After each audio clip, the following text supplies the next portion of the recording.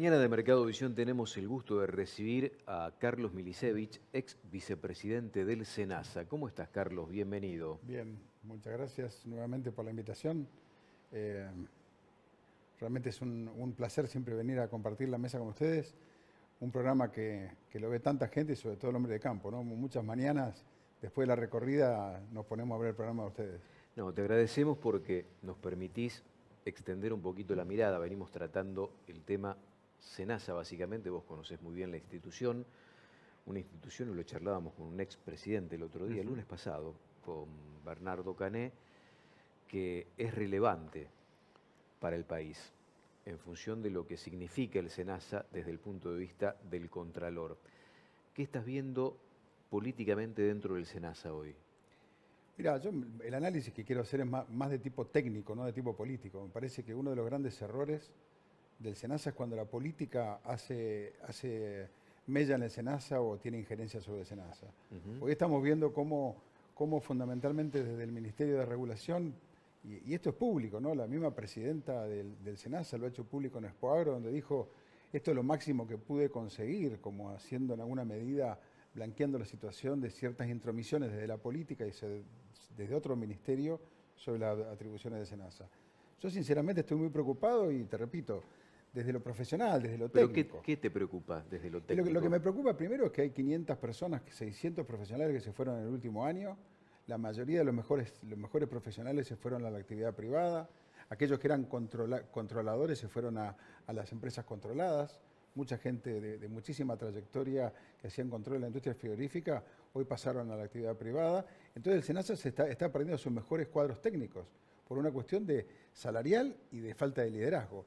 Y esto no es menor porque empieza a tener injerencia en los mercados. Acá no es achicamos el Salarial, Estado. porque esto es histórico, en definitiva. El Bueno, trabajador científico del SENASA siempre cobró menos de lo que debiera, ¿no? bueno, es cierto, independientemente de que nosotros en el año 2008 hicimos un profundo cambio en lo que fue el escalafón y esto mejoró considerablemente los salarios. Y en el año 2019-20, cuando volvimos a llegar, también mejoramos el salario a partir de una modificación de unidades retributivas.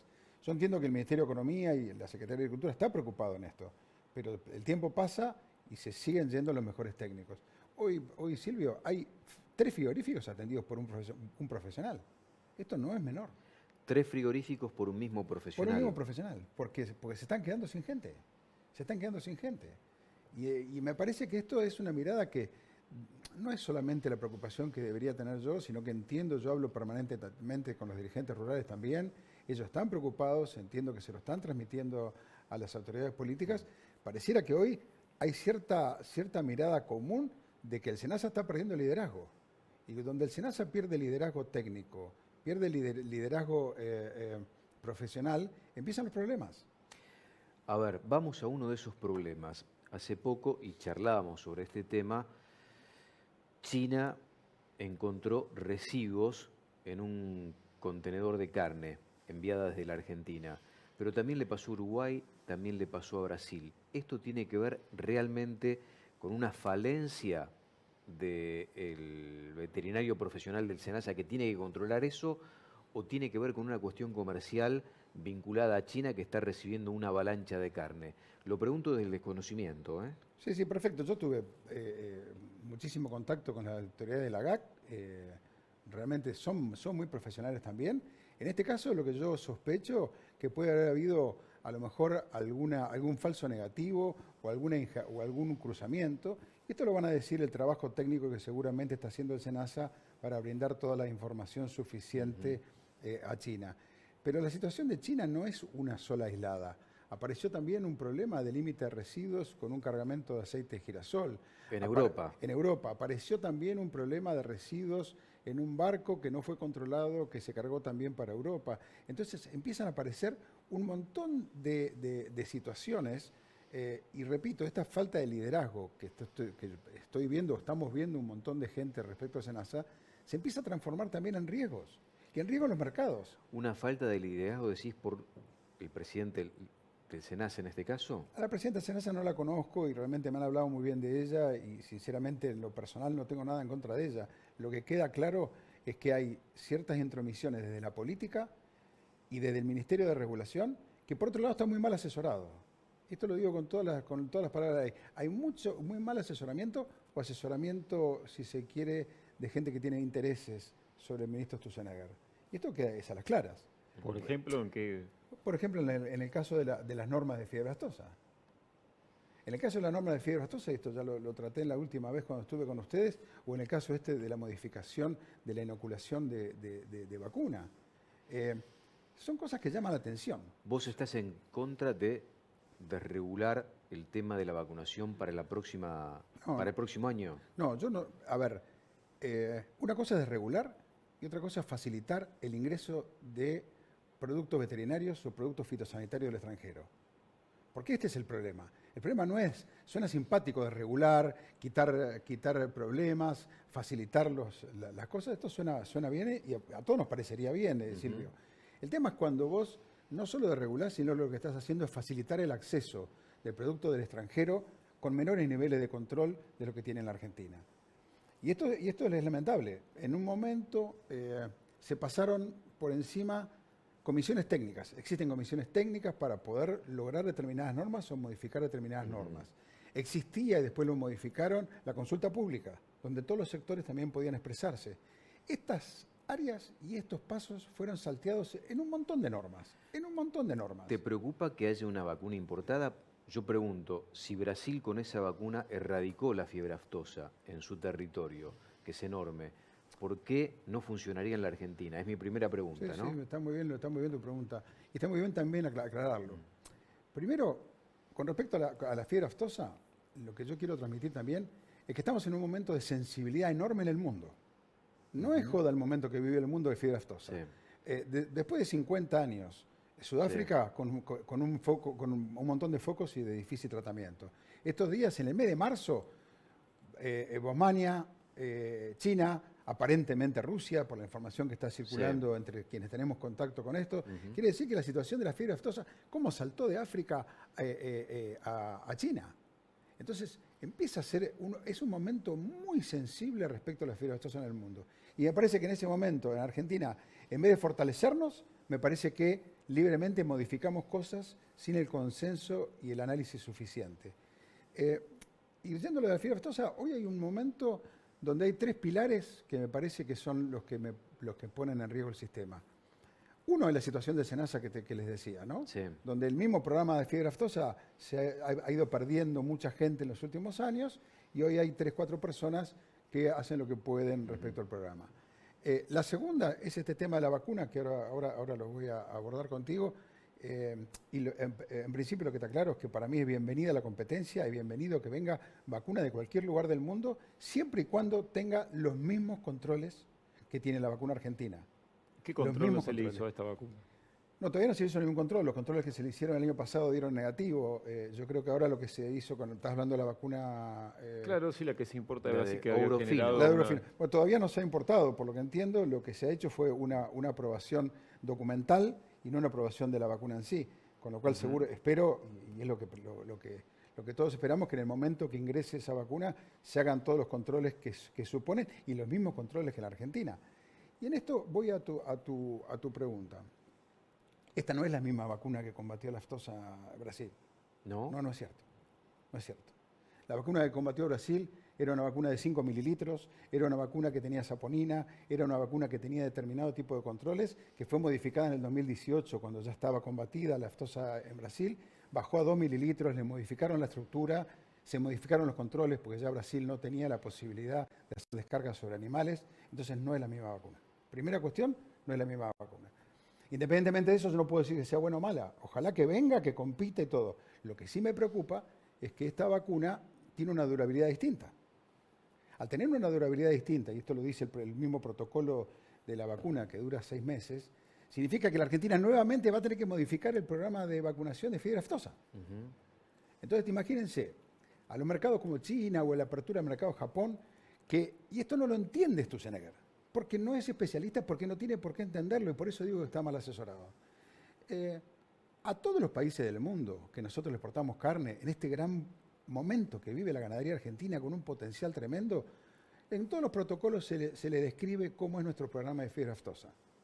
Sin embargo, ahora vamos a tener que decirle que lo modificamos, que ya lo modificamos para las dos vacunaciones de este año en el mes de marzo y en el mes de junio, y que ahora vamos a tener que modificarlo nuevamente, porque si se utilizaría otra vacuna, los periodos de durabilidad son distintos, con lo cual seguramente se va a proponer vacunar 2 veces los adultos y 3 veces los terneros.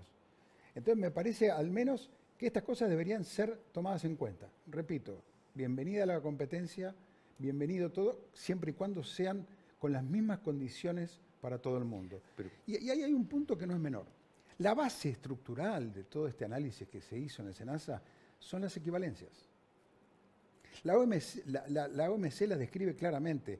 Las equivalencias es si somos equivalentes bilateralmente, no una equivalencia en el mundo. Y acá lo que se planteó, la equivalencia, es como que la Argentina es equivalente a un montón de países. Este es el riesgo. Y esto no es solamente para productos veterinarios, sino para productos fitosanitarios, que también se generó una norma en la misma línea. Silvio, vos sos conocedor de esto. El mejor ejemplo de equivalencias fue el pre-listing con la Unión Europea, que lleva por lo menos 30 o 40 años, donde la Argentina y la Unión Europea firmaron un acuerdo de equivalencias porque teníamos misma mirada, mismos procedimientos para aprobar las plantas frigoríficas. Eso es equivalencia. Equivalencia fue cuando trabajamos con Brasil hace unos cuantos años, porque teníamos métodos similares de control de la biotecnología. En este caso lo que se hizo fue, basado en las supuestas equivalencias, generar la posibilidad que vengan productos de cualquier país del mundo. Ni siquiera de los anexos 1, que son los países más desarrollados. Entonces, yo creo que el segundo punto que les transmito de esto es, repito, estoy a favor de cualquier vacuna, siempre y cuando cumplan las mismas condiciones de lo que en la Argentina le venimos exigiendo al mundo. Y la tercera es esta cuestión de la inoculación. El último cambio de las fundaciones. Pero claro. Vos estás en contra de que las fundaciones dejen de tener injerencia en la vacunación. No, a ver, yo lo que digo es que el sistema sanitario argentino respecto a la fiebre aftosa dio resultados porque fue público-privado. Y me parece que se está desconociendo historia. Se está desconociendo cómo se trabajó. ¿Qué miedo representaría esto, este paso, este cambio? Primero que el cambio también es un cambio con determinado... ¿Qué miedo, qué peligro, digo, no? A ver, para ser claro, primero hubo un desconocimiento de que la norma que pudieran aplicar los veterinarios privados ya existía del 2011. La resolución 368 del 2011 ya indica que puede hacerlo un veterinario privado. De hecho, muchos productores lo hemos utilizado. El tema es que no se hizo masivo. Bajo la injerencia de las fundaciones. No la injerencia, sino lo que tenía que hacer era garantizar la cadena de frío. Entonces la vacuna, en vez de estar dando vueltas por cualquier lado, el veterinario tenía que acreditarse en la fundación para tener la garantía del cumplimiento del acta, para dar certeza de lo que estaba haciendo, y tenía que retirar la vacuna ahí. Y la podía comprar el veterinario, tampoco es cierto que no la podía comprar. Pero ahora se puede inscribir en el SENASA. Ahora se inscribe en el SENASA, nadie sabe cómo le va a llegar su vacuna, etcétera, etcétera, etcétera. Vos decís que se pierde control de calidad en ese aspecto. Se pierde control de calidad por un lado, y por otro lado también se pierde un esquema de solidaridad que existía a través de las fundaciones, y sobre todo en el norte del país, donde ese pequeño productor, que a veces es más reacio, a lo mejor no tiene los recursos para vacunar, lo hacía la fundación. Es cierto que a lo mejor hubo fundaciones con alguna picardía. Claro que es cierto. Claro que es cierto. Por las asimetrías de lo que le cobraban al productor. Bien, exactamente. Y yo lo comparto, pero miren, había dos alternativas al menos. La primera era volver a hacer las auditorías. Y esto lo digo con toda claridad, por eso acá no es un tema político, porque no fue este gobierno quien quitó de los convenios que existían entre el SENASA y las fundaciones la posibilidad de auditarlos. Auditarlos administrativamente, sí. Estoy planteando. Te hago una pregunta que tiene que ver con lo científico que a mí me excede, pero que me la transmiten colegas tuyos, veterinarios, que dicen, ¿por qué seguimos vacunando? Hay adultos que tienen 8, 10 vacunaciones y se supone que con la cuestión científica comprobada, que fue premio Nobel en algún momento, vacunándote un par de veces ya tenés inocuidad por el resto de tu vida. Este es un negocio que se sigue sosteniendo para favorecer a algunas empresas que son las que aportan la vacuna. Si yo tengo inocuidad en ese animal, ¿por qué tengo que seguir vacunándolo consecutivamente 1 o 2 veces por año? Bueno, yo creo que desde lo científico, y esto me excede a mí, es lo que yo repito lo que me dicen colegas tuyos. No, lo dice mucha gente y lo están planteando estos días algunas cámaras o algunos colegios veterinarios. A ver, lo que digo, la Argentina merece una discusión seria, pero seria, respecto a cómo iniciar un proceso serio, ordenado, consensuado, para dejar de vacunar en algún momento. Pero lo tenemos que hacer. La información que vos planteás que existe ha sido muy inestable. Nosotros llegamos al SENASA en el 2019 y durante los 4 años anteriores no había habido ningún análisis respecto a la cobertura vacunal y a la circulación viral. Entonces me parece, y esto lo comparto, que la Argentina debería generar una mesa de trabajo con todos los especialistas y tratar de consensuar cuál debería ser el mecanismo para poder llegar a dejar de vacunar, cuáles son los pasos, de qué manera, lo hacemos por los adultos, Carlos, lo hacemos por una zona. Si el productor quiere dejar de vacunar. De hecho, se instaló esta discusión, está instalada en Paraguay, y el SENASA paraguayo va por dejar de vacunar y los productores no quieren Pero dejar lo mismo de pasa en vacunar. Uruguay. Lo mismo pasa Porque en Uruguay. el productor lo mira en términos de Yo no digo costo-beneficio. No digo dejar de vacunar, de digo ser más estratégico a la hora de vacunar y no vacunar por vacunar animales que ya están inoculados con la vacuna. Silvio, yo participé en el expediente donde dejamos de vacunar 2 veces el adulto, así que no me lo tiene que contar. Esto fue una decisión muy fuerte que tomamos en algún momento y la tomamos, como digo, consensuada con el grupo de especialistas, con la Comisión Nacional de Fiebre Aftosa. Hay un montón de espacios que últimamente no se consultan. Donde están todos los especialistas que vos decís, me parece que si hoy planteáramos que a lo mejor este proceso debería comenzar por el adulto, seguramente estaremos de acuerdo y nos pondríamos a trabajar. Pero, repito, entiendo que en el momento de mayor sensibilidad en el mundo de fiebre aftosa, nosotros en el último foco, allá por el 2008, el laboratorio de Sudáfrica era de referencia nuestro y consultábamos permanentemente cómo resolver alguna u otra cuestión. Hoy, lo mismo que puede pasar acá, las injerencias políticas, desactivar el organismo sanitario, fíjense cómo está sufriendo hoy Sudáfrica. Entonces, por eso planteaba respecto a la fiebre aftosa estos 3 pilares. La OMS lo dijo hace 2 años, si tienen oportunidad de leer el informe de la Organización Mundial de Salud Animal, donde dice la Argentina era ejemplo por sus normas, la rigidez de sus normas, la eficiencia de sus normas, por una vacuna muy buena y por un programa de inoculación muy bueno. Con respecto a la inoculación, había otra alternativa. Si vos tenés un problema acá y otro problema a 50 kilómetros, podían haber desregulado la posibilidad que el productor elija uno u otro ente. Fíjense en las diferentes maneras, porque a lo mejor algún ente tenía la picardía al no ser auditado de cobrar de más, y dale la oportunidad en un determinado radio que el productor eligiera. Sin embargo, se planteó tontas y locas que van a hacerlo los veterinarios, que ya lo podían hacer, pero ahora sin la eficiencia, el control y la garantía de la cadena de frío. Por eso me parece que en fiebre aftosa, me parece que le estamos errando también. Gracias por venir, Carlos. No, muchas gracias a ustedes y a las órdenes. Y repito, el SENASA es un organismo central para una Argentina exportadora donde el gran volumen de exportación viene del sector agroalimentario y sin SENASA se ponen en riesgo. Y la segunda cuestión es, la Argentina tiene un potencial ganadero y estamos viviendo un nuevo momento de la ganadería. No lo dejemos de aprovechar por no tener en cuenta la necesidad de un organismo serio, consecuente y con liderazgo. Carlos Milicevic, en la mañana del lunes de Mercado de Edición tenemos que hacer una breve pausa. Ya nos vamos a Paraguay, Julio. Sí, señor. Te voy a invitar sí, para señor. allá. Pausa, ya estamos.